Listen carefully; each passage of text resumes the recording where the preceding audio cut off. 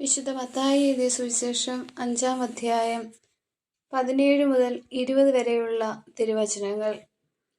നിയമത്തെയോ പ്രവാചകന്മാരെയോ അസാധുവാക്കാനാണ് ഞാൻ വന്നതെന്ന് നിങ്ങൾ വിചാരിക്കരുത്. അസാധുവാക്കാനല്ല, പൂർത്തിയാക്കാനാണ് ഞാൻ വന്നത്. ആകാശവും ഭൂമിയും കടന്നു പോകുന്നത് വരെ സമസ്തവും നിറവേറുവോളം നിയമത്തിൽ നിന്ന് വള്ളിയോ പുള്ളിയോ മാറുകയില്ലെന്ന് സത്യമായി ഞാൻ നിങ്ങളോട് പറയുന്നു. ഈ പ്രമാണങ്ങളിൽ ഏറ്റവും നിസ്സാരമായ ഒന്ന് ലംഘിക്കുകയോ ലംഘിക്കാൻ മറ്റുള്ളവരെ പഠിപ്പിക്കുകയോ ചെയ്യുന്നവൻ സ്വർഗരാജ്യത്തിൽ ചെറിയവനെന്ന് വിളിക്കപ്പെടും. എന്നാൽ അത് അനുസരിക്കുകയും പഠിപ്പിക്കുകയും ചെയ്യുന്നവൻ സ്വർഗരാജ്യത്തിൽ വലിയവനെന്ന് വിളിക്കപ്പെടും. നിങ്ങളുടെ നീതി നിയമജ്ഞരുടെയും ഫരീസയരുടെയും നീതിയെ അതിശയിക്കുന്നില്ലെങ്കിൽ നിങ്ങൾ സ്വർഗരാജ്യത്തിൽ പ്രവേശിക്കുകയില്ലെന്ന് ഞാൻ നിങ്ങളോട് പറയുന്നു.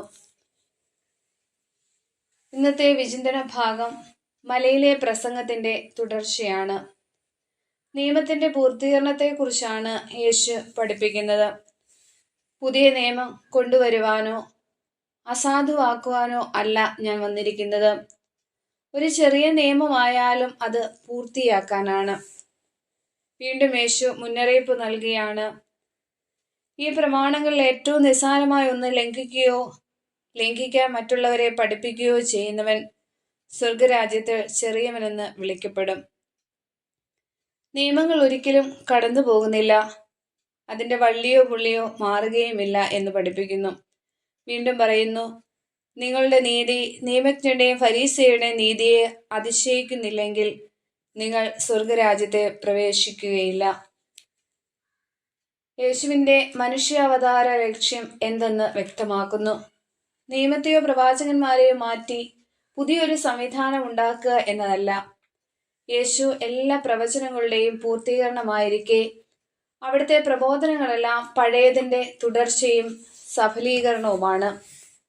യേശുവിൻ്റെ വരവോടുകൂടി ഇസ്രായേൽ ജനത്തിൻ്റെ പ്രതീക്ഷകളെല്ലാം അങ്ങനെ സാക്ഷാത്കരിക്കപ്പെട്ടിരിക്കുന്നു. മീഖ പ്രവാചകന്റെ പുസ്തകം 6-ാം അധ്യായം 8-ാം വാക്യത്തിൽ ഇപ്രകാരം കാണാൻ സാധിക്കും: മനുഷ്യ, നല്ലതെന്തെന്ന് അവിടുന്ന് നിനക്ക് കാണിച്ചു തന്നിട്ടുണ്ട്. നീതി പ്രവർത്തിക്കുക, കരുണ കാണിക്കുക, നിന്റെ ദൈവത്തിന്റെ സന്നിധിയിൽ വിനീതനായി ചരിക്കുക. ഇതല്ലാതെ മറ്റെന്താണ് കർത്താവ് നിന്നിൽ നിന്ന് ആവശ്യപ്പെടുന്നത്? ഫരീസയരുടെയും നിയമജ്ഞരുടെയും നീതി അതിൻ്റെ ബാഹ്യ അനുഷ്ഠാനങ്ങളായിരുന്നെങ്കിൽ തൻ്റെ ശിഷ്യന്മാർ അതിൻ്റെ ആന്തരിക അർത്ഥം മനസ്സിലാക്കി ജീവിക്കണമെന്ന് യേശു ആഗ്രഹിക്കുന്നു. പഴയത് ഒരു പ്രത്യേക ജനത്തിൻ്റെ രൂപീകരണം ലക്ഷ്യം വച്ചുള്ളതായിരുന്നെങ്കിൽ യേശുവിനത് പൂർത്തീകരിക്കപ്പെടുമ്പോൾ മനുഷ്യരാശിക്ക് മുഴുവൻ അനുഗ്രഹത്തിനും രക്ഷയ്ക്കും കാരണമായിത്തീരുന്നു. ഈ രക്ഷ നമ്മുടെ ജീവിതങ്ങളിൽ പ്രതിഫലിക്കണം. നീതി, ദൈവഭക്തി, വിശ്വാസം, സ്നേഹം, സ്ഥിരത, സൗമ്യത, സമാധാനം, കരുണ എന്നിവയെ ഉന്നം വെച്ചുകൊണ്ടുള്ള ഒരു ജീവിതശൈലി രൂപീകരിക്കാൻ സാധിക്കണം.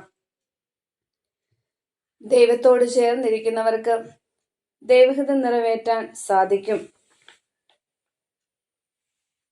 നിയമങ്ങളുടെ അന്തസത്ത സ്നേഹത്തിലും കരുണയിലും ദർശിച്ച് സ്വർഗരാജ്യത്തിന് അവകാശിയാകുവാൻ നമ്മെയും ആഹ്വാനം ചെയ്യുന്നു.